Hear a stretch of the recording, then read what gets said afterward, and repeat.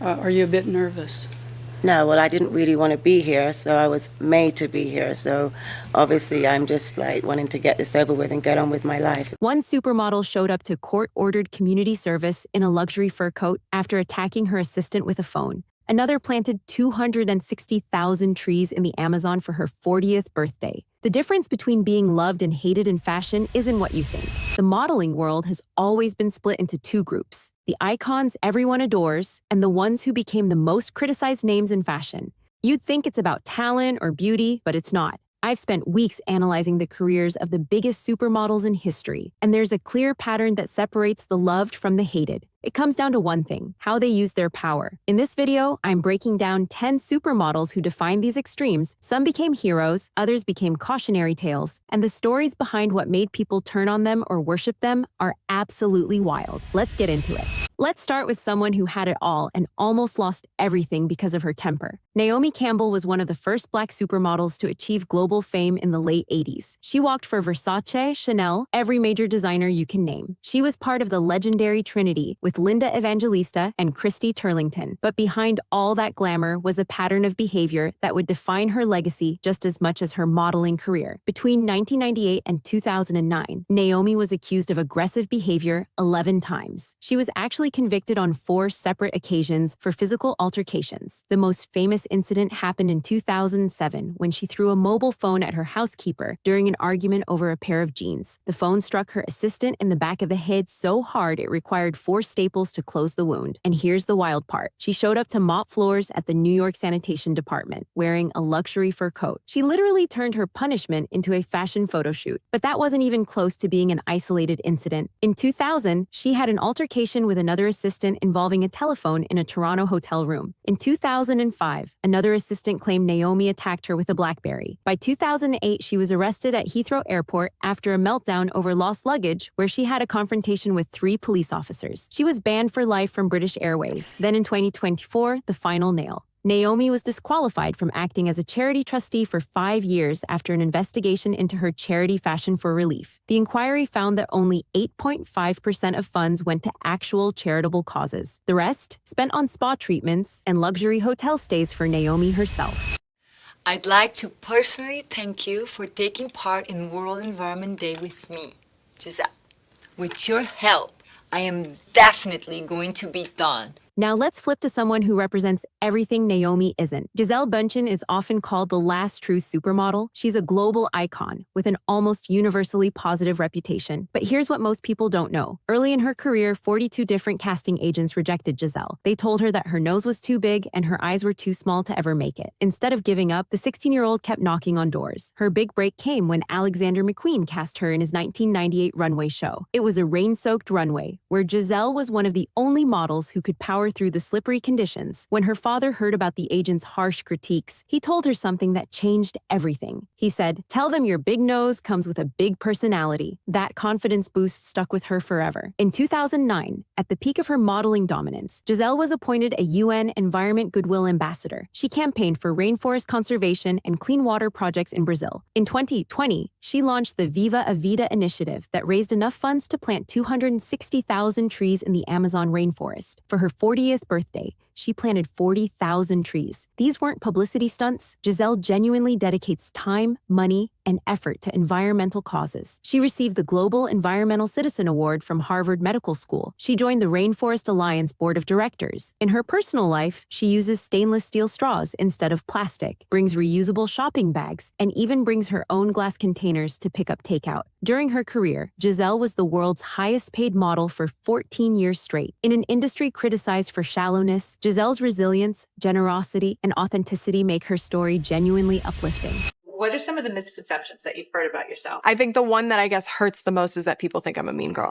Kendall Jenner might have millions of Instagram followers, but in the fashion industry, she's often seen as the ultimate example of privilege. After rising to fame through reality TV, Kendall's rapid climb to top runways caused serious resentment among models who actually had to work for their careers. In 2014, at a fashion show, other models allegedly put out cigarettes in Kendall's drink in an act of hazing. They believed she hadn't earned her spot, but Kendall made things worse with her own words. In a 2018 interview, she said, "I was never one of those girls who would do do like 30 shows a season or whatever those girls do. More power to them. That comment, those girls. It was seen as incredibly disrespectful. Model Daria Strokus clapped back immediately, saying, "It's 70 shows a season, by the way, and we are all extremely proud." For most models, doing 30 or 70 shows a season isn't a choice. It's survival. They need the income. Kendall was born into wealth. Her contracts are lucrative because of her family's fame. Then came the Pepsi ad disaster in 2017. Kendall starred in a commercial where she solved a tense protest by handing a police officer a Pepsi. The ad was widely mocked as tone deaf. Pepsi pulled the ad within 24 hours. In a 2023 interview, Kendall tried to distance herself from being a nepotism baby. The internet immediately dug up old clips showing her mom, Chris, calling modeling agencies on Kendall's behalf.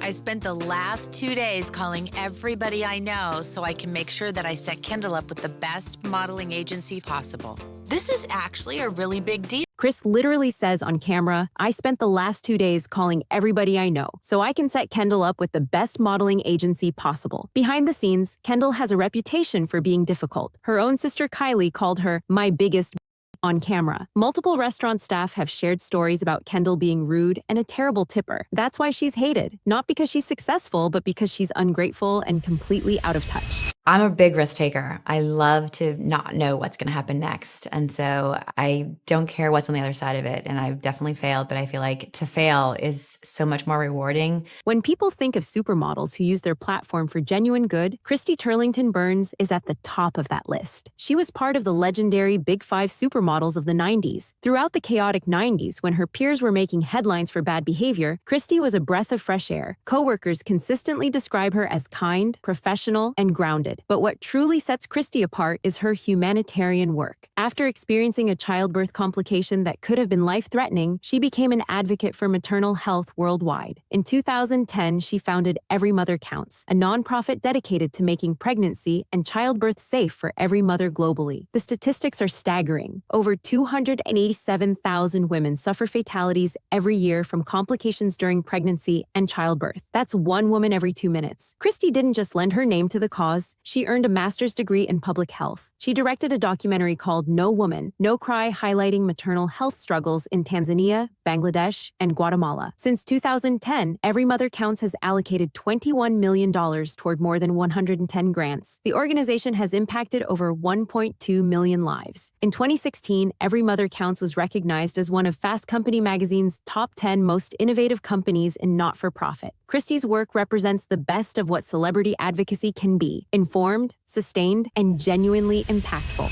Kate has that quality of child woman thing.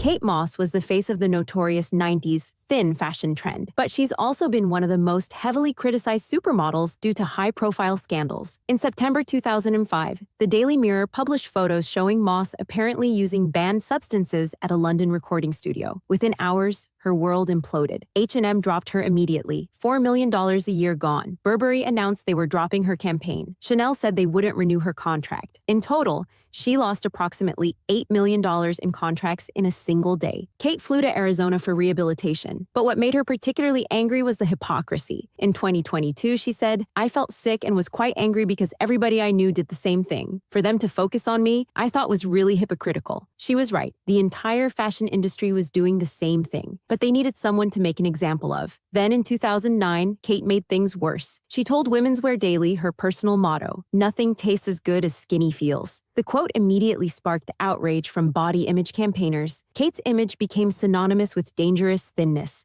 Clearly she can't if she's wasting so much time being skinny. Personally, I think a better message is nothing looks as good as healthy feels. Despite the controversy, Kate survived. By 2015, she had signed 18 new contracts in a single year. Her reputation was forever tainted by the scandal and her thoughtless comments about body image. Describe this moment. I'm shaking. I'm so honored. I'm sorry. I just took the mic out of your hand. I'm going to take over. Ashley Graham made history when she appeared on the 2016 Sports Illustrated swimsuit issue cover. She became the first size 16 model to be featured, and Glamour magazine described it as bringing size acceptance into the mainstream. Ashley gave a powerful TED Talk advocating self-acceptance regarding body image. In it, she described looking into a mirror and having a conversation with her body parts. She's been praised for sharing unfiltered photos on Instagram showing her cellulite, stretch marks, and postpartum body. In an interview with Vogue, she said, "I've used my body as a tool to talk about taboo subjects and also talk life into your body." Graham has said she doesn't prefer the term plus size. "I think that when you use the word plus size, you're putting all these women into a category. You don't eat well, you're insecure, and that is none of this. The fashion industry may persist to label me as plus size, but I like to think of it as my size." Now 37, Ashley has dedicated her brand to being outspoken about empowerment. "There will never be a time in my life where I'm not talking about my body. If I have to talk about it constantly to wake people up, that's fine. I'll use my body for all of that." After giving birth, Graham celebrated her body on Instagram. She responded to people who called her a big girl by saying, "I love my big, strong, beautiful body." Ashley Graham represents the best of what modern modeling can be: authentic, inclusive, and empowering. Never knew at the time doing that cover that it would turn out to be the phenomenon that it turned out to be, and what it would lead to and how it would change our careers. Linda Evangelista was once one of the highest paid supermodels in the world, famous for her infamous quote, "I don't get out of bed for less than $10,000 a day." But her pursuit of eternal youth through cosmetic procedures would lead to her becoming a recluse. In September 2021, Linda shocked the fashion world with a devastating Instagram post revealing why she had disappeared for 5 years. She claimed that cool sculpting, a procedure marketed as non-invasive, had left her brutally disfigured and permanently deformed. Linda underwent 7 sessions between 2015 and 2016. Instead of reducing fat cells, she developed a rare side effect where fat cells increase rather than decrease, forming hard, painful protrusions on the body. In her post, Linda wrote, "It has not only destroyed my livelihood, it has sent me into a cycle of deep emotional turmoil, profound sadness, and the lowest depths of self-loathing. I have become a recluse." She sued for $50 million. In 2022, she told People magazine, "I loved being up on the catwalk. Now I dread running into someone I know." In July 2022, Linda settled her lawsuit and made a surprise return to modeling. Many criticized her for undergoing unnecessary procedures in the first place. Her story became a cautionary tale about the dangers of pursuing eternal youth. If Gisele is called the last supermodel, Iman is one of the first. She is a true pioneer who didn't just break barriers, she tore them down and built an empire on top. When Iman, who is Somali, arrived in the US in the 1970s, she was one of the only high-fashion black models. But she immediately faced a problem. Makeup artists had no foundation for her skin tone. They would try to mix different shades, but nothing ever worked. Iman immediately used her newfound power to fight for change. She famously refused to work for a lower day rate than her white colleagues, demanding and winning equal pay at a time when that was unheard of. But her most lasting impact came from solving that first problem she faced. In 1994, after years of mixing her own foundations, Iman used her own money and knowledge to launch Iman Cosmetics. It was one of the very first major makeup brands in the world, designed specifically for women of color. This wasn't just a celebrity-endorsed product. It was a revolution. It created a multi-billion-dollar market category and forced legacy brands like Revlon and L'Oreal to finally start serving millions of women they had ignored for decades. On top of her business, she has been a dedicated global advocate for organizations like the Children's Defense Fund and Keep a Child Alive. Iman didn't just use her platform for a photo op, she used it to build a lasting legacy that empowered millions of women. I feel like when so many people look at people in entertainment, they think that you're just playing. You're playing and singing in a microphone. You're playing and posing for a photo. But the really, truly successful people that have sustainability, they're not playing.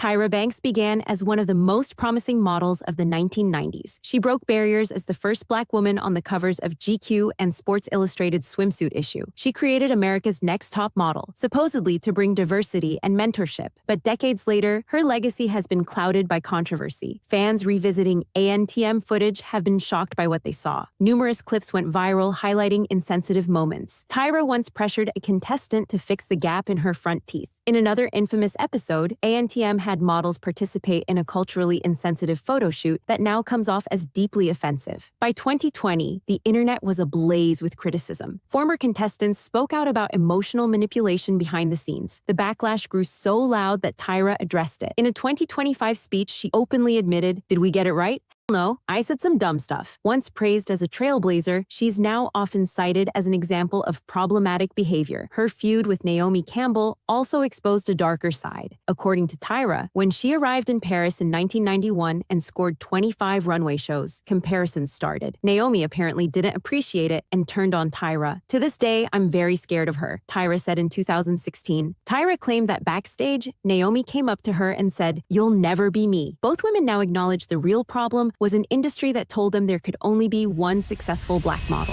While many supermodels use their fame for photo ops, Karlie Kloss actually created a program that's changing lives. In 2015, she launched Code with Klossy, a free coding camp for girls and non-binary teens aged 13 to 18. The program is entirely free. All attendance is funded by scholarships, and the organization provides computers and covers travel costs. The camp teaches programming languages like Ruby, JavaScript, Swift, and Python. By the end of 2 weeks, participants build fully functional mobile apps or websites. As of 2024, Code with Klossy has partnerships with major corporations, including Apple, Google, and Goldman Sachs. The program has expanded internationally with camps across major cities. What makes it special is the real impact. Many use their coding skills to create apps for social justice causes. One alumna created an app to provide resources to survivors of Another created an app to inform users of safe running routes. Before camp, only 1 in 5 participants have any computer science experience. After camp, 9 out of 10 plan to pursue careers in technology. The program has reached participants from over 100 countries. Karlie is using her platform to address the massive gender gap in technology. By providing free coding education to young women, she's helping create the next generation of female tech leaders. That's using privilege for good, and it's why fans genuinely love Karlie Kloss. So there you have it. The difference between the most hated and most loved supermodels isn't about beauty or talent. It's about humility versus arrogance, genuine advocacy versus performative charity, using privilege to help others versus exploiting it for personal gain. Naomi threw phones at assistants while Gisele planted trees. Kendall complained about working, while Ashley empowered millions. And while some stories became cautionary tales about chasing youth, Iman built an empire to empower women of color, and Christy worked to save mothers' lives. The supermodels we love understand that beauty is temporary, but the impact you make on the world is forever. Your legacy isn't determined by how many magazine covers you had. It's determined by how you treated people and what you did with your platform. As we look to the next generation, we can only hope they follow the example of the beloved rather than the hated, because in the end, that's what separates icons from cautionary tales. If this opened your eyes to the real stories behind these supermodels, hit that subscribe button, and thanks for watching.